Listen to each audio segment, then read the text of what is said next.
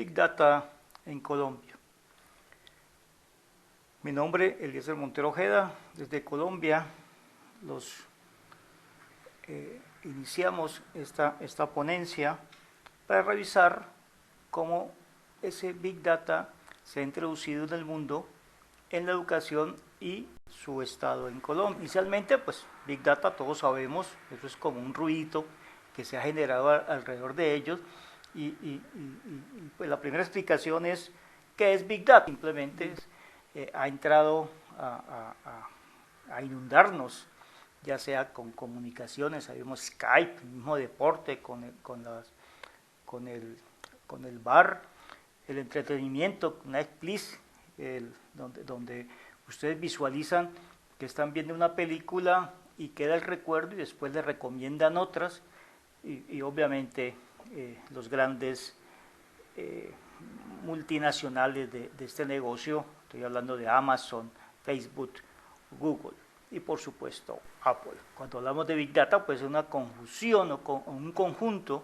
de dispositivos antiguos, nuevos, software que ha aparecido en el mundo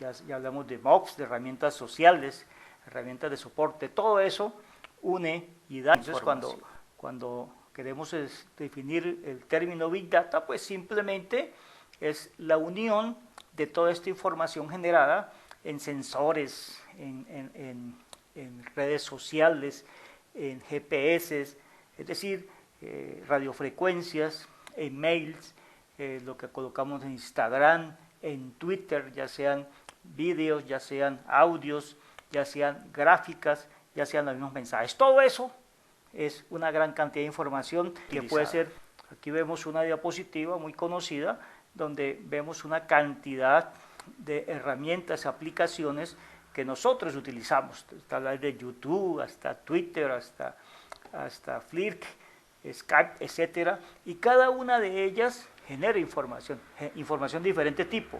En WhatsApp pues generamos audios, en Twitter generamos gráficas, generamos mensajes, etcétera. ¿Y qué es Big Data? Pues unir toda esta información, pero toda esta información está estructurada y no estructurada, y por ende siempre es más no estructurada. ¿Qué significa? Que no es como antes cuando había una casilla y aquí en la casilla iba el nombre, después iba la dirección, etcétera, etcétera. No, aquí todo es estructurado, no estructurado, y en ese sentido pues aparecen muchas aplicaciones para utilizar ese. Y fíjese que este es un slide de Internet Lifestyle, las estadísticas de Internet en vivo de hace 2-3 años, no me acuerdo, donde en ese momento habían 3.640 millones de usuarios, y los tweets que estaban haciéndose hoy, los blogs, etcétera. Los invito a que revisen, y toda esa cantidad de información es lo que genera. Y así Big Data tiene casi unas características que son de volumen, de variedad de datos, y que necesitamos que esa velocidad sea alta para lograr generar análisis de información. ¿Y para qué ese análisis? Para no convertir ya los datos en información como se hace usualmente, sino ya en sabiduría, en predicción. Aquí sí empezamos nosotros a convertirnos, o nosotros no, los que manejan Big Data, en brujos, es decir, ya nos dicen qué es lo que vamos a ver, por lo menos en Netflix, o cuál va a ser nuestro próximo plato que nos vamos a comer, y todo ello pues de acuerdo a toda esa información que le estamos nosotros mismos generando. Cuando hablamos de Big Data, pues generan utilidades, grandes utilidades, que en la toma de decisiones, obviamente teniendo en tiempo real ya la información, pues los datos ya no se necesitan de tener uno que experiencia, simplemente va en tiempo real. La transparencia, obviamente, cuando están todos los datos en línea, pues habrá menos.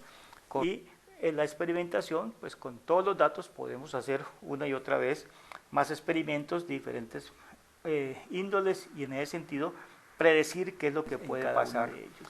Y obviamente eso genera innovación con nuevos productos y servicios, o mejorar los existentes, o por supuesto generar nuevos modelos de negocio como los que estamos viendo actualmente. ¿Y en educación qué pasa? Pues en educación En el año 2000, tal vez 15, 14, 13, la Universidad Estatal de Arizona, una de las más innovadoras en los Estados Unidos, empezó a darles una tarjetica a todos los primíparos y cuando llegaban, pues ellos podían utilizar la biblioteca, obviamente entrar a las aulas, comprar en la cafetería, ir al cine más cercano y a partir de ahí empezaron a recoger mucha información. ¿Y con qué motivo o exigencia? Pues simplemente era para revisar si esas tendencias ayudaban a mejorar la retención. Y de por sí, después de 3 años, se hizo un estudio y obviamente la retención, el promedio de retención de Estados Unidos, de retención de Estados Unidos es del 76%, la Universidad de Arizona llegó al 85%.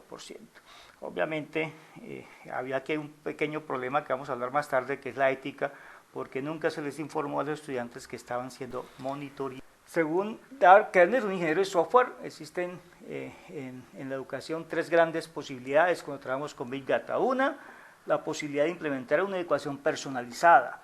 2, tener retroalimentación en tiempo real. Y 3, compartir ese conocimiento. En ese dice que el éxito de Big Data radica en ello. Se permite mejorar los procesos de enseñanza-aprendizaje porque se vuelve todo personalizado y en ese sentido pues el aprendizaje mejora. Salvador Rojas, un pedagogo formador, dice que en estos, cómo se mejoran esos procesos de enseñanza-aprendizaje, pues ocurre en 4 niveles. Nivel descriptivo, ¿qué ocurre? Diagnóstico, ¿por qué ocurre? Predictivo, ¿qué puede suceder? Y prescriptivo, ¿cómo se puede mejorar? Y obviamente a partir de allí salen modelos derivados de Big Data. Hay varios, aquí nombró 5 y hablaré de 2 nomás, de aprendizaje adaptativo, educación basada en competencias, el aula invertida y aprendizaje combinado, la gamificación y el aprendizaje móvil. Pues, vamos a hablar del aprendizaje adaptativo, indica es aquel donde la plataforma se adapta al conocimiento del estudiante.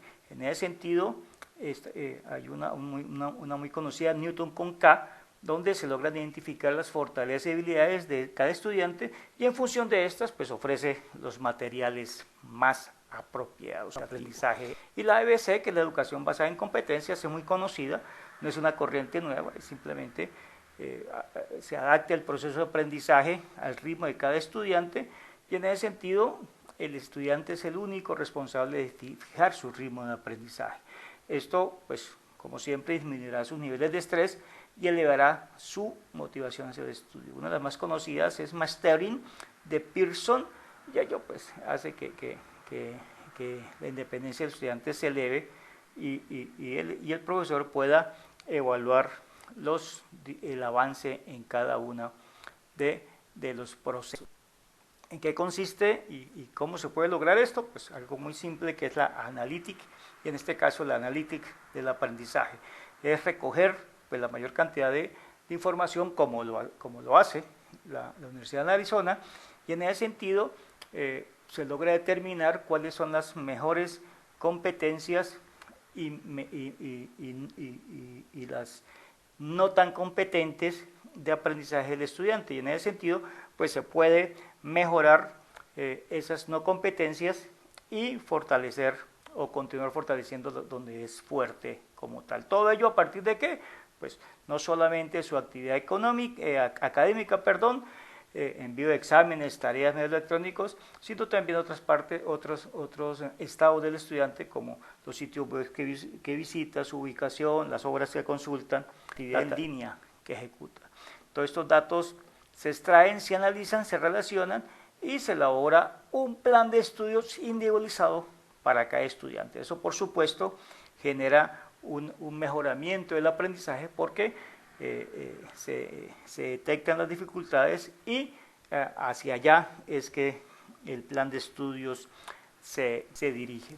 Algunos resultados que se obtienen con este analytic de aprendizajes: se detectan las debilidades y fortalezas del sistema educativo, se desarrollan nuevos planes de estudio como los que estamos viendo, se mejoran los cursos que imparten instituciones educativas, se reflexiona sobre los logros y los patrones de comportamiento, se predice en qué ámbitos específicos el estudiante necesita apoyo, se ayuda a los maestros y personal de apoyo en sus intervenciones, se ayuda a las instituciones de enseñanza en la gestión, se adecúan los procesos de evaluación y se diseñan currículos formativos más adecuados a las realidades en las instituciones.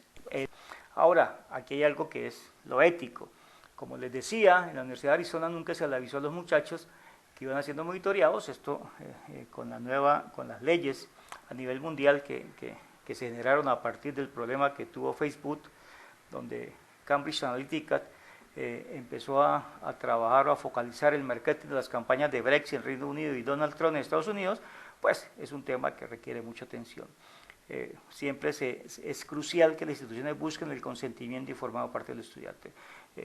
Eso es un resultado de un informe de la Policy Connect, en la cual que si no se hace de esa manera, pues es bastante complicado. ¿Colombia qué ha pasado? Pues en Colombia se ha visto que Big Data ha entrado poco solamente en las multinacionales, ni siquiera en las grandes empresas, y en educación pues ha entrado más en nuevos programas como consultores de Big Data,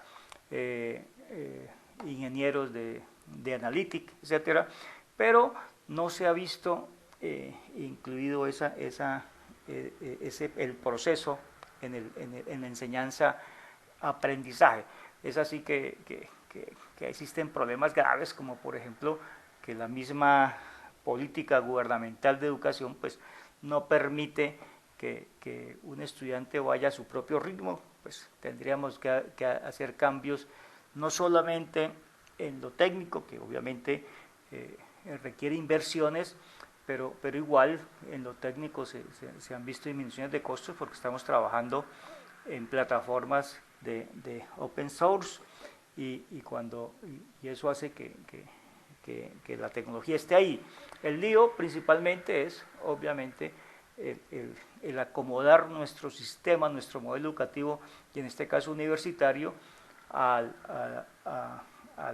aprendizaje individualizado. Nuestra legislación educativa siempre ha dicho que tenemos que tener pues, una cantidad de estudiantes que tienen que estar como homogenizados, y eso pues no compagina con Big Data. Algunas conclusiones importantes en ese sentido, pues debe darse más impulso a la introducción de la analítica de Big Data en la institución de educación superior. Hace falta formar capital humano, por supuesto. Hoy en día existen mayores facilidades tecnológicas para adoptar, es decir, si vemos Hadoop y el sistema Hadoop y su ecosistema Hadoop, pues eso es fácil de bajar y de utilizar.